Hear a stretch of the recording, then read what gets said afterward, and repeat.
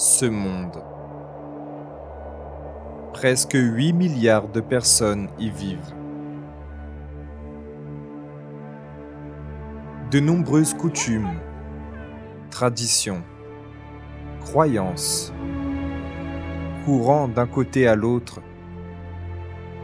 chacune avec ses préoccupations.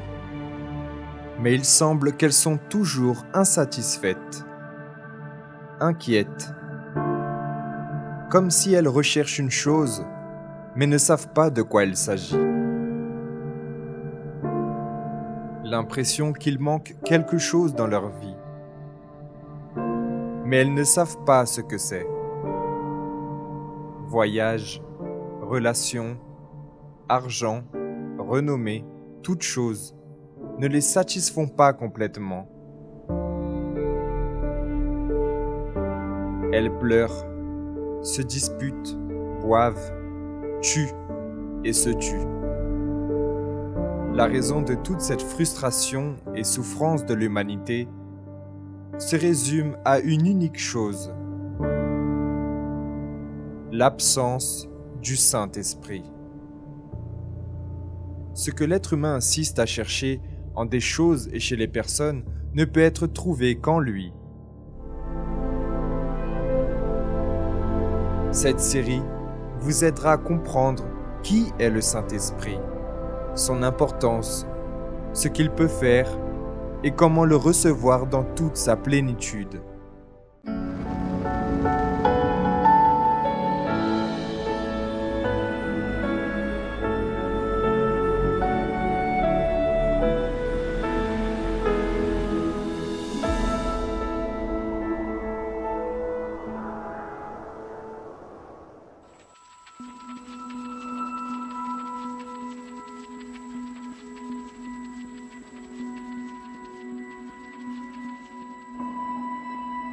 « 2000 ans en arrière, un cadeau était donné par Dieu lui-même à l'humanité.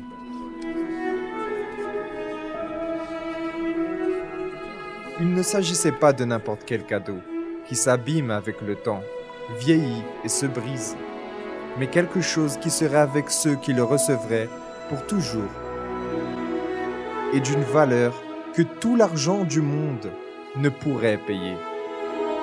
Par le biais du sacrifice de son Fils, il est disponible pour tous. Oui, le Saint-Esprit. Imaginez avoir quelqu'un 24 heures sur 24 en train de vous orienter, de vous conduire, vous apportant la paix, l'assurance et le repos au milieu des tempêtes, affirmant que nous sommes enfants de Dieu. Seul celui qui a le Saint-Esprit. Il est la garantie de notre salut, le passeport pour le royaume des cieux.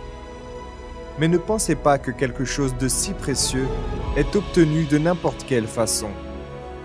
Pour le recevoir, il faut avoir un désir ardent et un don total de sa vie.